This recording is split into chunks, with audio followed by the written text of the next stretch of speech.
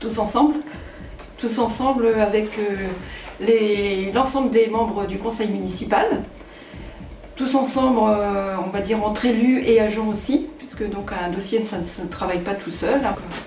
Tout le monde apporte ses propres compétences et permet de faire vivre le projet et de l'amener jusqu'à son parcours final.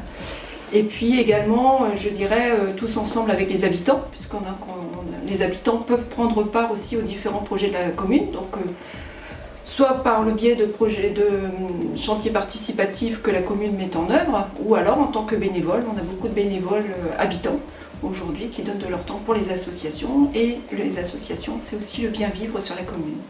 Et tous ensemble avec les communes alentours, puisqu'on fait partie d'une communauté de communes du Pays des Abers, et on travaille très bien avec la commune de l'Annelis, qui nous livre notamment les repas en liaison chaude pour la cantine de l'école Joseph Signoux.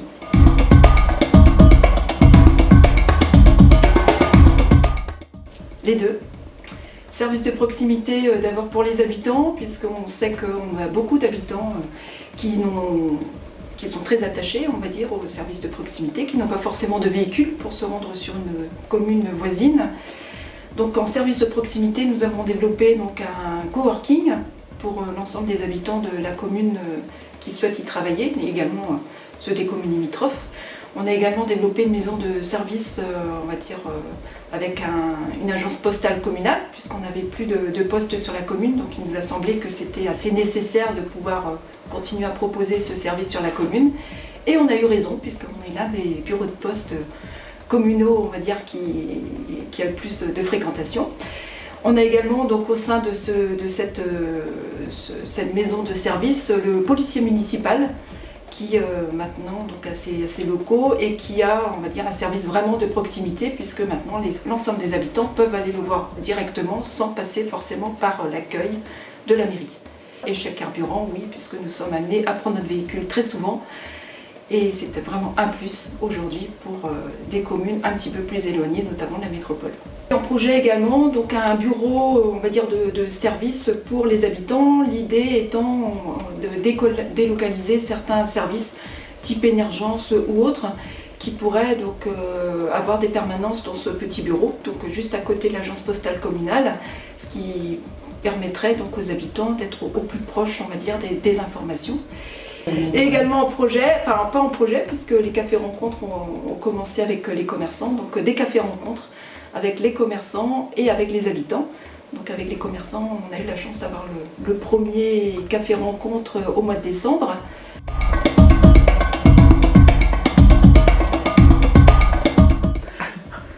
Bois de Trominec. Donc c'est pas donné à toutes les communes littorales d'avoir un bois. Ce bois est vraiment à l'entrée de bourg.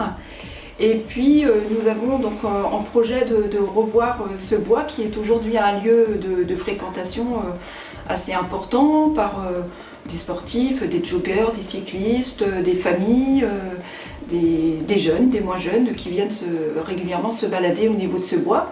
Donc on a prévu donc, de le réagencer, de revoir le parcours sportif que l'on a. Également donc, de prévoir on va dire, des visuels sur tout ce qui est faune-flore, puisque donc, des étudiants en master de l'UBO nous avaient réalisé un diagnostic sur ce bois de Trominec. On a une richesse assez incroyable dans ce petit bois. Donc c'est un projet que l'on souhaite mener à partir de 2023.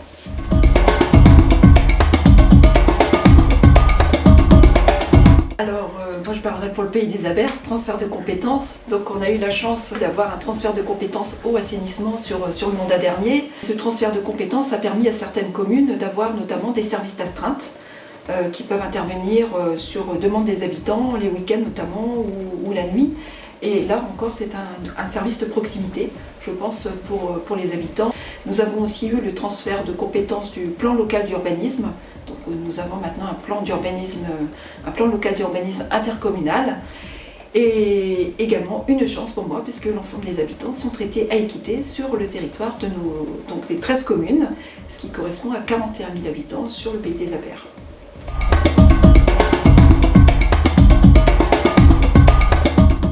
Plan pluriannuel d'investissement.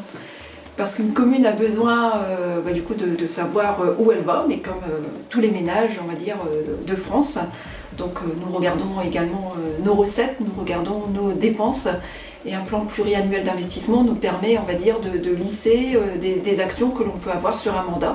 Donc nous avons un plan pluriannuel d'investissement sur le volet mobilité, visant, on va dire, à étendre notre maillage vélo et piéton.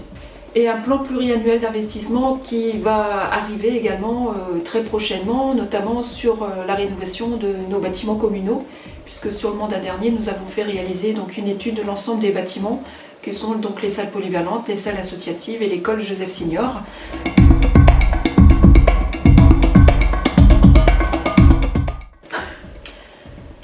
Dispositif de sécurité tout d'abord, parce qu'on va dire la sécurité pour moi c'est d'abord la prévention.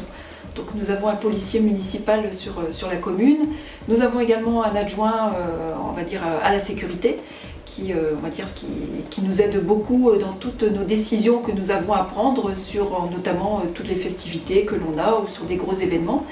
Et puis nous avons également mis en place un plan intercommunal de sauvegarde sur l'ensemble du Pays des Abers et nous avons bien évidemment un plan communal de sauvegarde également sur la commune de Landéda. Donc avec un policier municipal qui intervient dans les deux écoles et puis avec des actions, on va dire, type surveillance de baignade que nous proposons depuis maintenant 2 ans et que nous allons reconduire pour les années futures. Donc ce système de surveillance de baignade vise justement à prévenir les risques des habitants et des visiteurs sur nos plages.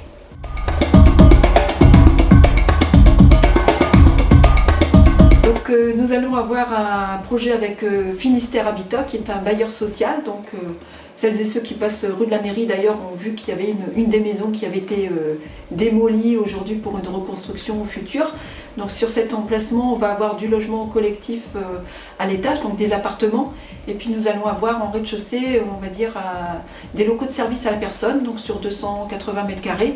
Donc ces 280 mètres carrés pourront être divisables en plusieurs lots, et ce qui permettra, on va dire, soit à des professionnels de santé ou à des professions de service à la personne de venir, on va dire, s'implanter sur ces locaux. À l'arrière de ce bâtiment, on va avoir également donc, du logement collectif et donc, des petites maisons donc, en préaccession à la propriété.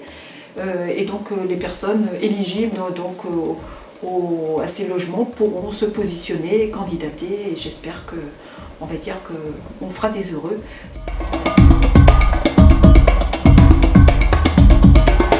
Responsabilité citoyenne. Parce que c'est vrai que la commune met en place beaucoup de choses pour les habitants, sur demande des habitants aussi, hein. Donc on va dire c'est un petit peu le coup des vases communicants.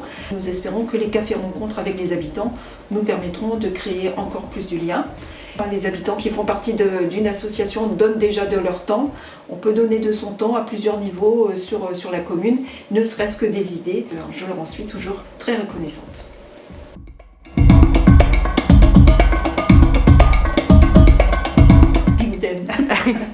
Donc très ouverte, on va dire avec beaucoup de franchise et beaucoup de fierté, on va dire, de notre pays breton, comme tous les Bretons. Je vous souhaite à toutes et tous une excellente et heureuse année 2022.